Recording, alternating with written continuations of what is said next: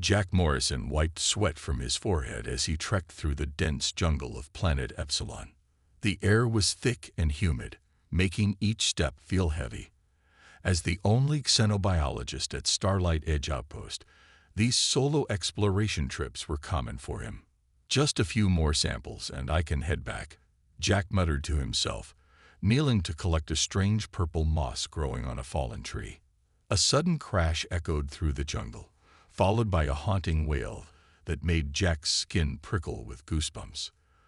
The sound was unlike anything in the station's database. Jack knew he should call for backup or return to base, but curiosity pulled him toward the noise. Following the sounds, Jack pushed through a thick wall of giant ferns. He froze at the sight before him. A massive creature lay on the ground, its midnight blue skin glistening with what looked like dark purple blood. The creature had 6 limbs and a sleek body that reminded Jack of Earth's big cats, but its head featured multiple eyes and strange fin-like structures. Jack's handheld scanner beeped wildly. The screen flashed a red warning. "Danger, VXARIDT.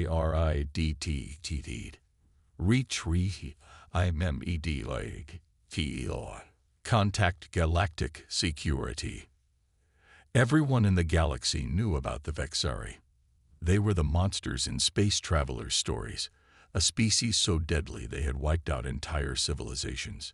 Yet this one wasn't attacking. It was hurt, breathing heavily, with a deep gash across 2 of its limbs. "You're injured," Jack said softly, knowing the creature couldn't understand him.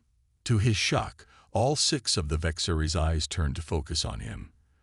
The creature made no move to attack. Jack's training told him to leave immediately, but something in those strange eyes held him in place. There was intelligence there, and something else.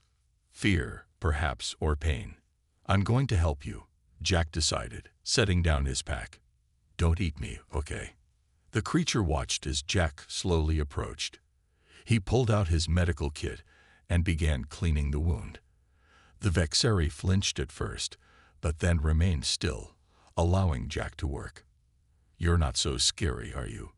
Jack whispered as he applied a healing gel to the wound. "I'm going to call you Shade. Seems fitting with how your skin shifts colors." As if understanding, the creature's skin rippled, darkening to blend with the forest floor. Back at the outpost that evening, Jack's communications panel lit up with an urgent message from the Galactic Council. Commander Ellis's stern face filled the screen. "Outpost Starlight Edge, our sensors detected a Vexari life form in your sector today. This is a level 1 threat. If sighted, the creature must be eliminated immediately. These monsters have destroyed 3 colonies in the past month alone." Jack's heart raced. He had just treated and released a Vexari, the galaxy's most feared predator. "Understood, Commander," Jack replied, hoping his face didn't betray his lie. "No sightings here, but we'll remain alert." After the call ended, Jack sat in silence, thinking about Shade's intelligent eyes. Something didn't add up. The creature he'd met didn't match the savage killer from the reports. That night, as Jack reviewed his samples, a shadow moved outside his window. Shade had followed him home. The creature pressed a paw against the glass, leaving a smear of glowing blue material. Jack approached cautiously. The blue substance formed patterns, not random, but deliberate marks. "Are you trying to communicate?" Jack whispered in amazement. Shade's many eyes blinked in sequence, and the creature made more marks. Jack realized he was making a decision that might change everything. Against every protocol, he opened the window. "Come in," he said quietly, "but we need to keep you hidden. The whole galaxy wants you dead." Shade slipped inside like flowing water. Up close, Jack could see intricate patterns on the creature's skin that seemed to shift and change like living text. Jack didn't know it yet, but this moment would be remembered in history books across the galaxy. The night when a human first befriended the universe's most feared predator and began to unravel a truth that would shake the foundations of galactic society. A week passed since Jack had hidden Shade in the storage room behind his lab. Each day brought new discoveries about the creature that made Jack question everything he knew about the Vexari. "Let's try again," Jack said, holding up a simple drawing of a tree. Shade studied it with all 6 eyes, then used a claw to draw a similar but more detailed version. "You're a fast learner," Jack smiled, amazed at how quickly Shade picked up their makeshift communication system. Their peaceful routine shattered when the outpost alarm blared. Jack rushed to the main hall where the station crew gathered. "Attention everyone," said Station Director Paul Clark. "Commander Susan Wright will arrive tomorrow for an inspection. Her mission is to find any sign of Vexari activity in this sector." Jack's stomach tightened with fear. Susan Wright was famous across the galaxy as a Vexari hunter. Her entire colony had been destroyed in what was reported as a Vexari attack, and she had dedicated her life to eliminating them. That night, Jack explained the danger to Shade using their growing language of symbols and gestures. "You need to stay hidden," Jack said, drawing a picture of Shade, concealed inside a small maintenance tunnel that ran beneath the lab. Shade's skin darkened, a sign Jack had learned meant understanding. The creature then drew a series of markings that Jack had begun to decipher as the Vexari written language. "Pack. Find." Jack guessed, reading the symbols. "You're looking for your pack." Shade confirmed with a gentle touch to Jack's hand. "What happened to them?" Jack asked. Through a series of drawings, Shade showed ships, human and alien, attacking a forested world. Jack understood this was the Vexari homeworld. The drawing showed mining operations tearing into the planet, while Vexari fled or fought back. "Your people were defending themselves," Jack whispered, pieces falling into place. "You're not the monsters they say you are." The next morning, Commander Susan Wright marched into the station like a storm. Her cold eyes missed nothing as she examined every corner of the outpost. "Morrison, your lab is next," she announced, heading toward Jack's workspace. Jack led her through his lab, heart pounding so loudly he was sure she could hear it. A slight scratching noise came from the maintenance tunnel, and Susan paused. "What was that?" she asked sharply. "Tunnel rats," Jack said quickly. "This planet has its version of them. We can't get rid of them completely." Susan seemed satisfied and continued her inspection. Just as Jack thought they were safe, he noticed a smear of purple, Vexari blood, on the edge of his desk. Susan's eyes narrowed as she approached the stain. "What is this?" Before Jack could answer, the lights in the lab flickered and died. Emergency power kicked in, bathing the room in dim red light. "Power fluctuations happen during the storm season," Jack explained, silently thanking whatever had caused the outage. After Susan left to investigate the power issue, Jack hurried to the maintenance tunnel. "Shade, did you cause that power outage?" The Vexari emerged, skin glowing slightly in the dim light. Shade drew symbols meaning protect friend. "You have control over electricity?" Jack asked in amazement. Shade demonstrated by touching a dead console, which briefly flickered to life. That night, Jack woke to find Shade standing over him. The Vexari seemed agitated, drawing urgent symbols in the air with glowing claw marks. "Danger coming," Jack translated. "More humans?" Shade confirmed, then touched Jack's forehead. A flood of images filled Jack's mind. Vexari being hunted, experiments conducted on captured specimens, a systematic extermination campaign based on lies. Jack gasped as the connection broke. "You're telepathic." Shade's skin rippled with colors that Jack somehow understood meant sadness mixed with hope. In that moment, Jack made a decision that would change his life forever. "I'll help you find your pack," he promised, "and I'll help tell your true story to the galaxy." What Jack didn't know was that Susan Wright had planted cameras throughout the station during her inspection. In her ship orbiting the planet, she watched the human and Vexari with shocked disbelief, and a growing seed of doubt about everything she had been told. "Jack, you need to see this," said Olivia Peters, the station's communication specialist, rushing into his lab early one morning. A new report about Vexari attacks on the mining colony in Sector 7. Jack tensed.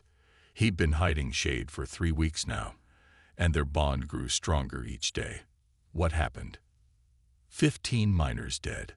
The Galactic Council has authorized hunting parties with shoot-on-sight orders for any Vexari, Olivia replied, watching a video feed on her tablet. Jack glanced toward the hidden panel where Shade was concealed. That doesn't make sense. The timing is wrong. What do you mean? Olivia asked, looking up with curiosity. Jack had kept his secret from everyone. But Olivia was different. She questioned things, looked beneath the surface. Maybe he needed an ally. I need to show you something, but you have to promise to listen before you react, Jack said slowly. Olivia nodded, though confusion showed on her face. Jack walked to the hidden panel and tapped a pattern. You can come out. She's a friend.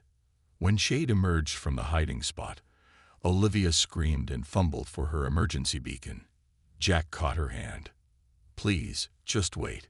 Shade isn't dangerous. Everything we've been told about the Vexari is wrong, Jack pleaded. Olivia froze, eyes wide with fear as Shade remained perfectly still, all 6 eyes blinking in sequence, a gesture Jack had learned was meant to show peaceful intentions. You named it, Olivia whispered. Him. And yes, I've been helping him heal. He was injured when I found him in the jungle, Jack explained. Olivia, the Vexari aren't mindless killers. They're intelligent with their own language and culture. That's impossible, she said, but didn't back away when Shade slowly approached. Let him show you, Jack suggested. He can share memories through touch. After a moment of hesitation, Olivia extended a trembling hand. Shade gently touched her fingers, and Olivia gasped as images flooded her mind. When the connection broke, tears streamed down her face. Those mining corporations, they started the conflict. They attacked the Vexari first and blamed them for the violence. Jack nodded grimly. Shade is actually an ambassador. He was sent to find allies before his species is wiped out. But these latest attacks, Olivia said, looking at her tablet. If what you're saying is true, the timing doesn't work, Jack confirmed. Shade has been here with me when these supposed attacks happened. Someone is framing the Vexari, Olivia realized. But why? Before Jack could answer, the station alarm blared. Director Clark's voice came over the speakers. All personnel, Commander Wright is returning with a full security team. They have detected Vexari biosignatures in our sector. Report to the main hall immediately. They must have better scanners this time, Jack said, panic rising. We need to hide Shade somewhere else. Olivia thought quickly. The communication array has a shielded maintenance area. Bioscanners can't penetrate it. As they hurried to prepare, Jack's computer chimed with an incoming message. The screen showed Commander Susan Wright's face, but instead of the public channel, it was a private encrypted line. Morrison, I know what you're hiding, she said, her voice tense. I've been watching you since my inspection. Jack's blood went cold. Commander. Save it, Susan interrupted. I'm coming with a team because I have to. But something doesn't add up. Those new Vexari attacks, they match exactly the pattern from the attack on my colony years ago. Too perfectly. What are you saying? Jack asked.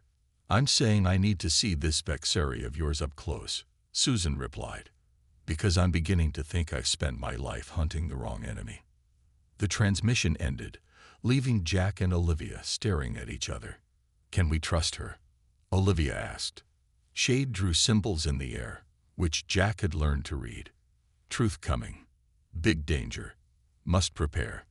I don't think we have a choice, Jack said. But Shade senses something bigger happening. Whatever truth is coming, I think it's going to shake the entire galaxy. Outside the station windows, multiple ships entered the planet's atmosphere, their weapon systems glowing with power. The station shook as 3 military ships landed outside. Jack, Olivia, and Shade watched from the communication array's maintenance room. They brought a lot of firepower for one Vexari, Olivia whispered. Jack nodded grimly. Because they're afraid. What if everything they've told us about the Vexari is a lie? The door to the maintenance room slid open. Commander Susan Wright stood alone, her hand resting on her holstered weapon. "So it's true," she said, staring at Shade. Her eyes showed fear, but also curiosity. Shade remained still, his skin changing to calming blue patterns that Jack had learned meant peaceful intentions. "He won't hurt you," Jack said. "He could have killed me when I found him injured, but he didn't." Susan stepped closer. "My entire colony was destroyed by Vexari. I watched my family die." Shade's skin rippled with symbols. Jack translated. "Not us. Not Vexari." Susan's eyes narrowed. "What does that mean?" "Let him show you," Jack suggested. "Like he showed us." After a moment of hesitation, Susan removed her glove and extended her hand. Shade gently touched her fingertips. Susan gasped, her face twisting with shock and then rage. When she pulled away, tears streamed down her face. "Mining Corporation Alpha," she whispered. "They wore suits designed to look like Vexari. They attacked my colony because we discovered illegal mining operations." Before anyone could respond, Director Clark's voice came through the speakers. "Commander Wright, report your status. Have you located the Vexari?" Susan wiped her tears and responded. "Negative. Still searching. Continue perimeter lockdown." Turning to Jack, she said, "We need proof. Something I can take to the Galactic Council." "Shade says he was carrying data when his ship crashed," Jack explained. "But it's still in the wreckage in the jungle. We need to get it," Susan decided. "But my team and the director are watching every exit." Olivia smiled. "Not every exit. The waste disposal tubes are big enough for us to crawl through." 20 minutes later, covered in grime, they emerged from a tunnel at the edge of the station perimeter. Shade led them through the dense jungle, moving with incredible speed and agility. There, Jack pointed to a clearing where twisted metal protruded from the ground. That must be his ship. As they approached, a shot rang out. A laser blast hit a tree near Jack's head. "Stop right there," Director Clark shouted, emerging from the trees with 4 security officers. "Step away from that monster." "It's not what you think, Director," Jack said, raising his hands. "The Vexari aren't our enemies." "I've heard enough," Clark snarled. "Do you know how much the mining corporations pay to keep these creatures classified as threats? My retirement fund depends on it." Susan stepped forward. "You knew. You knew the attacks were fake." Clark laughed. "Most station directors know. It's how we get our bonuses. Now step aside or die with that creature." The security officers looked uncertain, their weapons wavering between Clark and the group. "Show them," Jack said to Shade. "Show everyone." Shade's body began to glow with intense blue light. Suddenly, a beam shot upward into the sky, splitting into hundreds of smaller beams that touched each person present. In that moment, everyone saw the truth: the fake attacks, the corporate greed, the peaceful Vexari civilization destroyed for profit. When the light faded, the security officers lowered their weapons. Director Clark, realizing he had lost control, fired at Shade in desperation. Jack jumped without thinking, placing himself between Shade and the blast. The shot hit him square in the chest, and he collapsed. "Jack!" Olivia screamed, rushing to his side. Shade moved with blinding speed, disarming Clark with one swift movement without harming him. Then the Vexari returned to Jack, placing all 6 paws on the wounded human's body. A soft glow spread from Shade to Jack. The wound began to close, cells regenerating at an impossible rate. As Jack opened his eyes, he realized that Susan was recording everything on her military-grade camera. "The galaxy needs to see this," Susan said, her voice firm with purpose. "A human willing to die for a Vexari, and a Vexari saving a human life." Little did they know, Susan's live feed was being broadcast across every channel in the galaxy, bypassing all censors thanks to Olivia's communication skills. The moment when a human and the deadliest predator in the galaxy saved each other was being witnessed by billions. The truth was out, and nothing would ever be the same. The video of Jack taking a blast for Shade and the Vexari healing him spread across the galaxy faster than light-speed communications. Within hours, protests erupted on hundreds of worlds. People demanded answers about the Vexari threat they had feared for generations.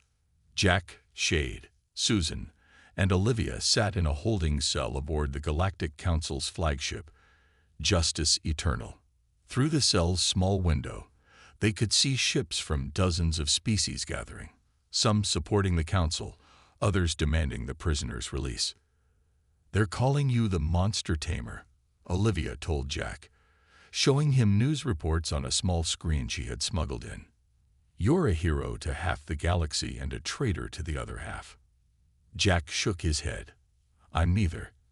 I just saw Shade as a person, not a monster." The cell door slid open. A tall, elegant woman in the formal robes of a galactic ambassador entered. "I am Ambassador Kim Lang," she announced. "The Council is in chaos over your video. 7 species have already withdrawn from the Galactic Alliance in protest." "Good," Susan said firmly. "They should be angry. We've been hunting an innocent species based on corporate lies." Ambassador Lane nodded slowly. "That's why I'm here. The remaining council members want you to speak at an emergency session. All of you, including the Vexari." "His name is Shade," Jack corrected her. "Shade, then," the ambassador acknowledged with a small bow toward the Vexari. "Will you come?" Shade's skin displayed symbols that Jack now understood easily. "We will speak truth." 2 hours later, they stood before the Galactic Council. Thousands of delegates filled the massive chamber, while billions watched the broadcast across the stars. High Chancellor Owen stood to address the chamber. "We face an unprecedented situation. For centuries, we have considered the Vexari our greatest enemy. Now we must consider the possibility that we were wrong." Angry shouts erupted from the corporate delegate section. "This is absurd," yelled a representative from Mining Corporation Alpha. "These creatures destroyed entire colonies." "Lies." Susan stepped forward, her military uniform commanding respect. "I lost my family in what I believed was a Vexari attack. But I've seen the truth through the Vexari's memories. Mining corporations attacked my colony wearing fake Vexari suits, then blamed the real Vexari." She projected images recovered from Shade's crashed ship onto the main screen.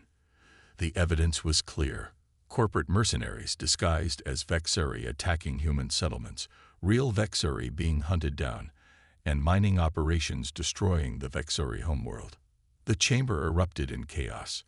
Some delegates stormed out in protest, while others demanded immediate action against the corporations. High Chancellor Owen raised his hands for silence. "We cannot undo centuries of mistakes in one day. But we can begin." He turned to Jack. "Mr. Morrison, you were the first human to see beyond our fear. What do you suggest we do now?" Jack looked at Shade, who nodded encouragingly. "First, we stop all hunting of Vexari immediately," Jack said, his voice stronger than he expected. "Second, we create a truth commission to investigate all alleged Vexari attacks. Third, we establish diplomatic relations with the remaining Vexari." Jack paused, then added, "And finally, we hold the corporations responsible for their crimes, not just against the Vexari, but against every species they've manipulated with their lies." Before the Chancellor could respond, the chamber doors burst open. 20 Vexari entered, their skin glowing with communication patterns. The security guards raised their weapons, but Shade moved to stand between them and the newcomers. "More survivors," Shade communicated to Jack. "My call reached them." The lead Vexari approached Jack and bowed its head in a show of respect that everyone in the chamber understood. Chancellor Owen watched the interaction, then made a decision that would be remembered in history books for centuries to come. "The Galactic Council hereby recognizes the Vexari nation as a sovereign entity with full diplomatic rights," he declared. "And we appoint Jack Morrison as the first human Vexari ambassador. Throughout the galaxy, the news spread. Enemies for generations were now allies, thanks to one human who saw beyond fear to befriend the deadliest predator in the galaxy. But as Jack and Shade left the council chamber together, they knew their greatest challenges still lay ahead. Not everyone would accept this new truth easily, and the corporations had too much to lose to surrender without a fight. 2 months after the historic Galactic Council meeting, Jack stood on the bridge of the Peacemaker, a small diplomatic vessel provided for his mission. Beside him, Shade looked out at the stars, skin shifting with complex patterns of excitement and worry. "Are you nervous about going home?" Jack asked his friend. "Home. Change." Shade communicated, his symbols now easily understood by Jack. Many Vexari still hide, still afraid. Olivia entered the bridge, carrying data tablets. Her new role as communications director for the human Vexari embassy kept her busy. "We've got trouble," she announced. "Mining Corporation Alpha has set up a blockade around the Vexari homeworld. They're claiming territorial rights based on abandoned mining contracts." Susan, who had resigned from her military position to join their mission, checked the tactical display. 6 heavily armed ships. "We can't fight through that." "We're not going to fight," Jack said firmly. "We're going to show the galaxy what happens when we choose understanding over fear." As they approached the Vexari homeworld, the mining corporation ships surrounded them. "Diplomatic vessel Peacemaker, this is restricted space," a harsh voice announced over the comm system. "Turn back immediately or be destroyed." Jack opened a channel that would broadcast across all frequencies. "This is Ambassador Jack Morrison. We are on a peaceful mission to the Vexari homeworld with official Galactic Council authorization." "Your authorization means nothing here," the corporate commander replied. "This planet and its resources belong to Mining Corporation Alpha." Shade placed a paw on Jack's shoulder, communicating a plan. Jack nodded in agreement. "We request permission to send a message to all ships in the area," Jack said. Without waiting for a response, Shade moved to the center of the bridge and began to glow with intense blue light. The energy spread throughout the ship and then burst outward in a wave that touched every vessel in the blockade. On each mining corporation ship, crews suddenly received direct mental images. The true history of the Vexari, the beauty of their civilization before the corporate attacks, and the peaceful future that could exist if hatred was set aside. When the light faded, Jack spoke again. "We didn't come to fight. We came to heal wounds that have existed for too long." After a long silence, one of the mining ships moved aside. Then another. Within minutes, a path opened to the planet's surface. It worked. Olivia whispered in amazement. "Not completely," Susan noted, pointing to the largest corporate vessel, which remained in position. "Their commander is still blocking the main approach." Jack turned to Shade. "Can you take us down another way?" Shade's skin rippled with affirmation as he guided them to a hidden valley on the planet's far side. As they landed, Jack gasped at the beauty that greeted them. Despite years of mining damage, parts of the Vexari world remained breathtaking. Crystal forests that sang in the wind and floating pools of luminescent liquid. From caves and hidden dwellings, Vexari began to emerge. Their skin patterns showed caution mixed with hope. Many were injured or malnourished, survivors of a long and brutal persecution. Shade approached the largest Vexari, clearly a leader among them. They touched foreheads in greeting, and a ripple of communication passed between them. Turning to Jack, Shade explained, "Elder Council agrees to peace talks. Want to see humans who befriend Vexari." That night, under twin moons, Jack addressed the gathered Vexari. Through Shade's translation, he shared his vision for a new relationship between their species. The Vexari listened, their skin patterns shifting from skepticism to cautious hope. "We can't change the past," Jack concluded, "but together, we can build a different future." As he finished speaking, the ground trembled. Above them, mining ships descended, weapons charged. "They found us," Susan said, reaching for her blaster. The lead ship landed, and armed corporate soldiers emerged, surrounding the gathering. "This touching reunion is over," announced a cold voice. Victor Lane, CEO of Mining Corporation Alpha, stepped forward. "This planet's resources are worth billions. No alien sob story will change that." Jack stood his ground. "The galaxy knows the truth now. You can't hide behind lies anymore." Lane laughed. "Truth. The truth is whatever those in power say it is. And right now, my weapons give me the power." As the corporate soldiers raised their weapons, Shade stepped forward. Instead of attacking, he extended a paw toward Lane. "See truth," Shade offered. "I don't need to see anything from a monster," Lane spat, drawing his own weapon. What happened next would change galactic history forever.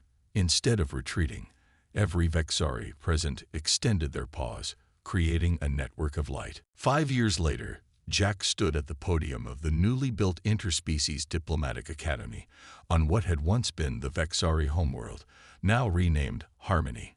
Before him sat students from 30 different species, including humans and Vexari, all studying the new approach to diplomacy that had become known as the Morrison-Shade Protocol. Understanding before judgment. Communication before confrontation. These aren't just nice ideas, Jack told them. They saved 2 species from destroying each other. Shade, now the official Vexari ambassador at large, joined Jack at the podium. Their friendship had become legendary across the galaxy, the human who befriended its deadliest predator and changed history. 5 years ago, a wave of shared consciousness showed every being in the galaxy the truth. Jack continued. The corporations responsible have been held accountable. Planets damaged by mining have begun to heal. But most importantly, we've learned that our greatest enemy was fear itself. From the back of the hall, Olivia and Susan watched proudly. Olivia had become the Academy's communications director, while Susan now led the peacekeeping force that protected vulnerable species throughout the galaxy. "Did you ever imagine it would turn out like this?" Susan asked Olivia, watching the Vexari and human students chatting together between classes. "Never," Olivia admitted. "But then again, I never imagined anyone would be brave enough to see past fear and recognize a friend." Outside the academy stood a simple statue, a human hand and a Vexari paw joined together. The plaque beneath it bore words that had become famous throughout the galaxy. "The greatest act of courage is not defeating your enemy, but recognizing they need not be your enemy at all." As Jack finished his lecture, a young Vexari student raised a paw. "Ambassador Morrison, what should we do when we meet new species who fear us because of old stories?" Jack smiled, looking at Shade. "Show them who you really are. Fear comes from not understanding. When we reach out instead of lashing out, we create the possibility for something new." That evening, Jack and Shade stood on a hill overlooking the academy campus. In the valley below, lights twinkled as students from across the galaxy studied, laughed, and built friendships that would shape the future. "We did it," Jack said quietly. Shade's skin rippled with symbols of agreement and pride. "Not just us. All who chose to see truth." Jack nodded, watching the twin moons rise over a galaxy forever change, because one human had looked at the deadliest predator in the universe and seen not a monster, but a friend. The end.